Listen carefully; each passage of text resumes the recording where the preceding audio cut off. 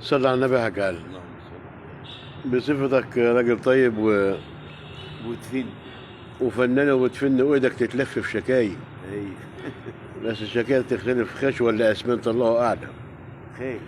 آه يعني كلمة جزاء في القرآن نعم. في ساعات الهمزة بتيجي على الواو وفي ساعات الهمزة بتيجي على السطر. اي. عايز اعرف ديت ايه. انت خدت بالك منها ازاي؟ ما هو انا باخد، الناس بتقرا كده وخلاص. انا باخد بالي كده من والله حاجات. العظيم تبقى فنان. لا لو انت تعرف انت لما تقرا ايه وتتاملها احسن ما تقرا المصحف. اي. بس الناس عايزه تدش بس وخلاص. انت عرفت دي ازاي؟ فضفض كده يا ابا اقول. بسم الله والصلاة والسلام على رسول الله. طبعا ده الإعجاز الرسمي في القرآن. كلمة جزاء تلاقيها مكتوبة جيم وزاي ألف وهمزة على السطر، وساعات تيجي على الواو. ايه السبب؟ احنا قلنا ان زيادة المبنى تشير الى زيادة المعنى. نعم. يعني 3 كلمات في القرآن زاد لهم واحدة يبقى رابعة، يبقى فيه حاجة. كل ما يزيد مفيد. ايوه. نعم. زيادة المبنى تشير الى زيادة المعنى. نعم. ادي لك مثل كده. بسم الله الرحمن الرحيم في سورة يونس. والذين كسبوا السيئات جزاء سيئة بمثلها. جزاء سيئة مثلها. وترهقهم ذلة كأن ما لهم من الله من عاصم كأنما أغشيت وجوههم قطعا من الليل مظلما أولئك أصحاب النار هم فيها خالدون. دي في إيه؟ دي شوفوا كل الكلام اللي اتقال ده إيه؟ الآيات دي. والذين كسبوا السيئات جزاء سيئة مثلها وترهقهم ذلة ما لهم من الله من عاصم كأنما أغشيت وجوههم قطعا من الليل مظلمة أولئك أصحاب النار هم فيها خالدون. حاجة كبيرة قوي. شوف قد إيه.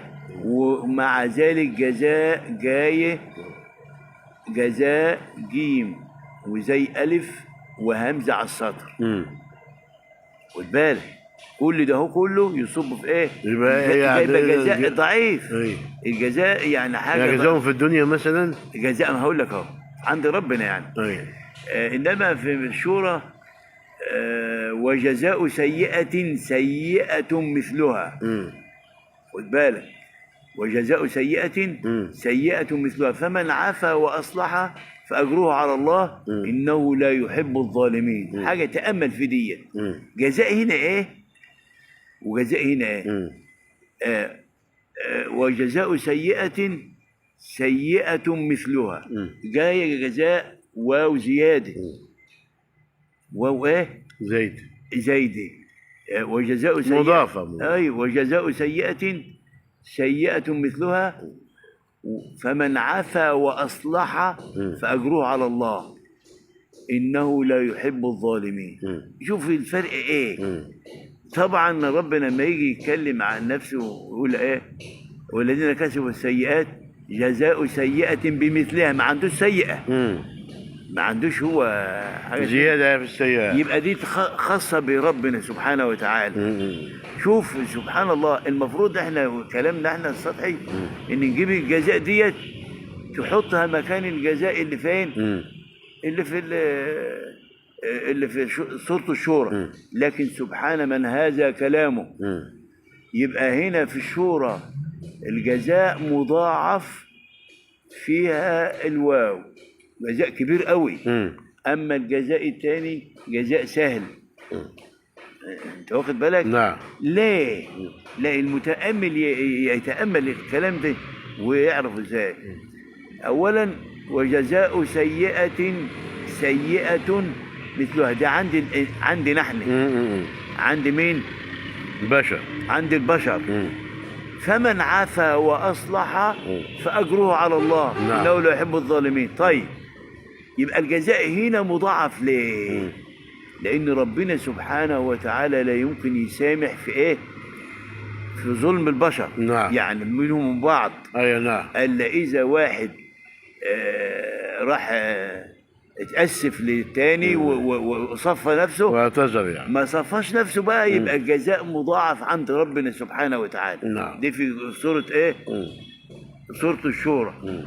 يبقى الجزاء مضاعف هنا بين البشر نعم. وبين ربنا سبحانه وتعالى. أما ربنا سبحانه وتعالى يقول لك والذين كسبوا السيئات جزاء سيئة بمثلها بس. وترهقهم ذلة ما لهم من الله من عاصم كأنما أغشيت وجوههم قطعا من الليل مظلمة أولئك أصحاب النار هم خالدون.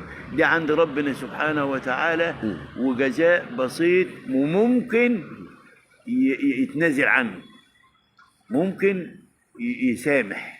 نعم. ممكن شوف يعني كلام، يشوف الجزاء هنا والجزاء مرحبا سهلا مرحبا زيك، شوف مرحبا زي صح. شفت الجزاء ده ايه؟ أي. يبقى كلمة جزاء. كذلك برضه عاوز الفت النظر ان البلاء، احنا قلنا البلاء ده قبل كده. لا البلاء يعني لا قلنا بتهيألي بلاء باء ولم ألف وهمزة على السطر، ده بلاء. وبلاء تاني زي الجزاء فيه واو، فيه واو، يبقى نقول الأعظم بقى الكبير ايه؟ الواو. نيجي نقول مثلا ايه؟ يذبحون أبناءهم ويستحيون نساءهم وفي ذلكم بلاء من ربكم عظيم. بلاء عظيم اهو، ومع ذلك بلاء باء ولام ألف وهمزة على السطر. يعني ايه؟ لان هم كلهم معمولين يبقى في احنا في الظلم ايه؟ مستويين خلاص كده. لكن تيجي بلاء سيدنا ابراهيم ان هذا لهو البلاء المبين في سورة الصفات. بلاء المبين فهواه. ليه بقى؟ لان سيدنا ابراهيم كان بينتظر ولد يستناه على فارغ الصبر، وبعدين قالوا الولد اسماعيل، وبعدين شاف رؤيا ان هيذبحوا. وهيذبحوا بايه؟ بعد ما بلغ معاه السعي وهيذبحوا بايده، مش بحاجه تانية. يبقى ده بلاء ايه؟ بلاء عند الله اعظم بقى، جاي على الواو، جاي على الواو بلاء. نيجي في حته تانية يقول لك ايه؟ ان الذين تتوفاهم الملائكه ظالمي انفسهم قالوا فيما كنتم؟ قالوا كنا مستضعفين في الارض قالوا ألم تكن أرض الله واسعة فتهاجروا فيها. ليه اللي معاكم كده إيه؟ طيب يجي بقى ربنا سبحانه وتعالى يستثنى مين؟ طبعا المهاجر اللي هاجر من مكة المدينة دي ربنا أمر بالهجرة. أنت قاعد فيها ليه؟ اللي تقاعس عنه هياخد جزاؤه. فقال لك إيه؟ ربنا استثنى إلا المستضعفين من الرجال والنساء والولدان لا يستطيعون حيلة ولا يهتدون سبيلا. يبقى استثنى مين؟ استثنى الضعفاء من الرجال والنساء والولدان. طيب فأولئك عسى الله أن يعفو عنهم. أنا عاوزك تحط سطر كده، تحط حاجة تحت السطر كلمة يعفوها دي. يعفوها مكتوبة ازاي؟ ياء وعين وفاء وواو، ما جابش الالف. ما جابش الايه؟ الالف اللي هي ايه؟ بعد الواو. بعد الواو. ليه؟ المتامل يتامل في دي. طيب نيجي مثلا في سوره النساء، ايوه، او يعفون أو في البقرة إيه؟ أو يعفون أو يعفو الذي بيده عقدة النكاح. يعفو دي مكتوبة بالألف. إشمعنى؟ إشمعنى دي بالألف وعفو ربنا ماهوش بالألف؟ ده حاجة كبيرة أوي. اللي مكتوبة بالألف ديت هيبقى سنة ليوم القيامة. يعني مثلا واحد خطب واحدة وفيهم بينهم بعض كده نص مهر او حاجات زي كده، فاما المرأة تعفي وطلقها يعني من غير ما دخل به، يا اما يعفو هم يعفون او يعفو الذي بيده عقدة النكاح. يبقى دي سنة اليوم القيامة ولا لا؟ يعني دي كإذان ان كل واحد يعمل كده لازم يعفو. تشريع يعني تشريع. تشريع. لكن العفو بتاع ربنا ما جابش الالف ليه؟ مم. قال لك لو جاب الالف هنا يعفو وقال الف دي يبقى عفى عن الناس كلهم اللي تقاعست في الهجره، اللي ايه، لكن لا خاص مستثنى. ايوه استثنى قال الا المستضعفين من الرجال والنساء والولدان الذين لا يستطيعون حيلة ولا يهتدون سبيلا فاولئك عسى الله ان يعفو عنه، يعفو عندهم بس. لكن لو جاب الالف لا يبقى هي عن الجميع. هيبقى عن الجميع. لا لا